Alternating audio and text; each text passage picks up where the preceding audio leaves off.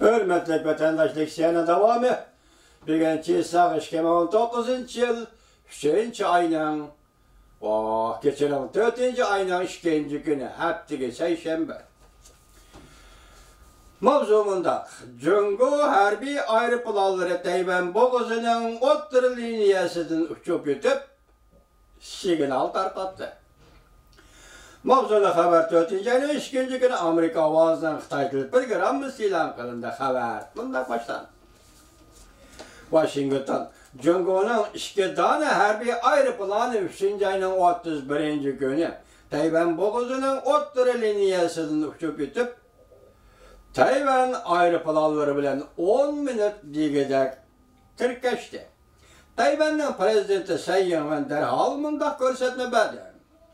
Devlet armiyasının to'liq tayyorligi bor. Devlet armiyasının to'liq tayyorligi bor. Men har bir tarafga buyruq tushirdim. O'tir liniyada qasddan o'tib, ig'vogarchilik qilish birinchi vaqtida ularni qo'lib o'tish kerak. Mutaxassislar mundaq hisobladi. Jungo harbiy aeroplanlari Tayvan bo'g'ozi o'tir liniyasidan uchib o'tib, Amerika bilan Tayvanga signal tarqatdi. Bu shundoqla ko'ngil qo'yib planlangan ehtiyotchan harakatdir. Bir o'tir liniya deganda tortilgan liniya chiziqning deyli, masalan, bu tarafi g'arb tarafi Jungoning, sharq tarafi Tayvanning territoriyasi deyilsa, hozir Jungoning 2 harbiy aeroplani bu liniyadan o'tib Tayvan doirasiga kirgan gap. Uchib o'tib Tayvan doirasiga kirgan gap. Tayvan bunga qarshi bir necha aeroplan chiqargan gap, ovozi tirkashgan gap. Yaqinqi yillardan beri Jungo aeroplanlarından Tayvan'da aylanib kishi odatga aylantirib oldi.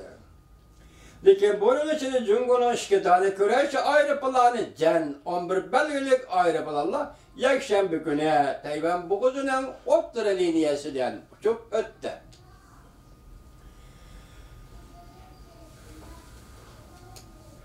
Tayvan aeroplan chiqarib ciddi holda ularning oldini to'sdi.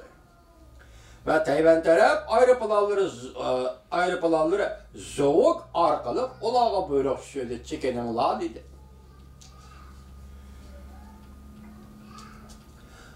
Jungoning aeroplanları Tayvan bo'g'ozi o'tir liniyasining şu an g'arb tarafiga o'tib ketdi.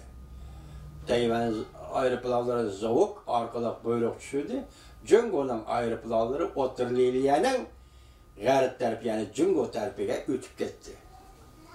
Bu qatam dengiz bo'g'ozi o'tir liniyasidan bevosita uchib o'tish va Tayvan aeroplanlari bilan 10 minutgacha tirkishish o'tmishga ig'vogarchilikka o'xshamaydigan bir ig'vogarchilik. Darhol Tayvanning qattiq tanqid qilishi uchun Amerika'nın Tayvan turistlik Tayvan jamiyati Beijing'ning majburlash vositasi derhal to'xtab, Beijing majburlash vositasini derhal to'xtab, dialoglaşishni derhal asliga keltirish kerak deb ko'rsatdi. Amerika'nın Tayvan ish boshqarish o'rnida turishlik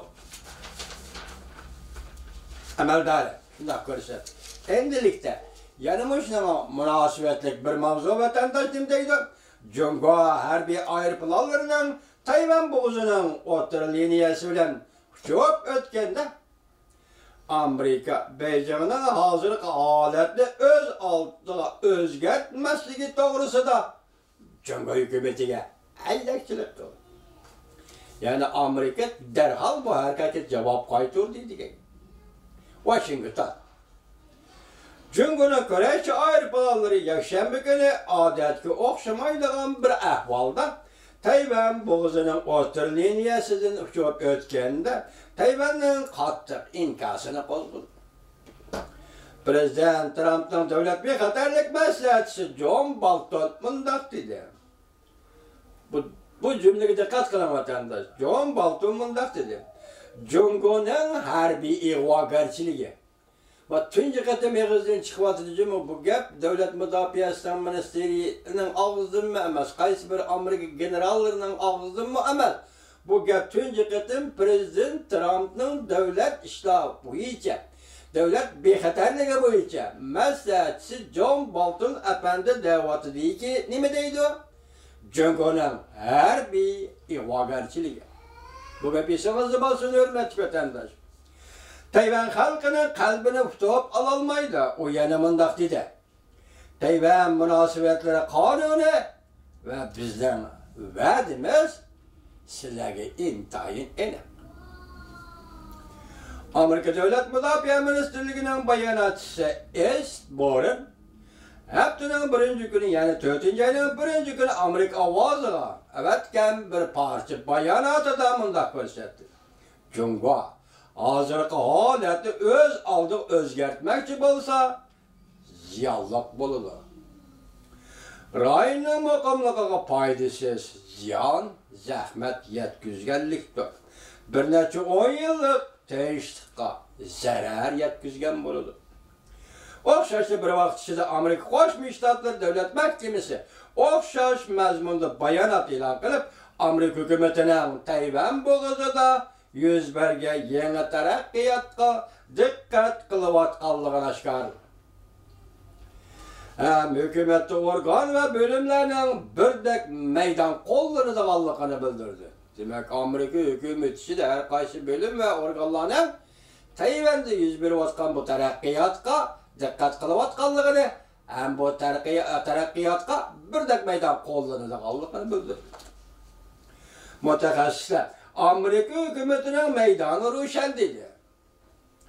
Amerika Davlat Mudofaa Ministerligi va Davlat bexatarlik idorasida xizmat ishlagan sobiq tadqiqotchi Gorisman Amerika ovoziga mundaq dedi. Amerika aloqador taraflar birinchi vaqtda o'choq va to'g'ri signal tarqatdi Jungo tarafga deb ko'rsatdi Gorisman.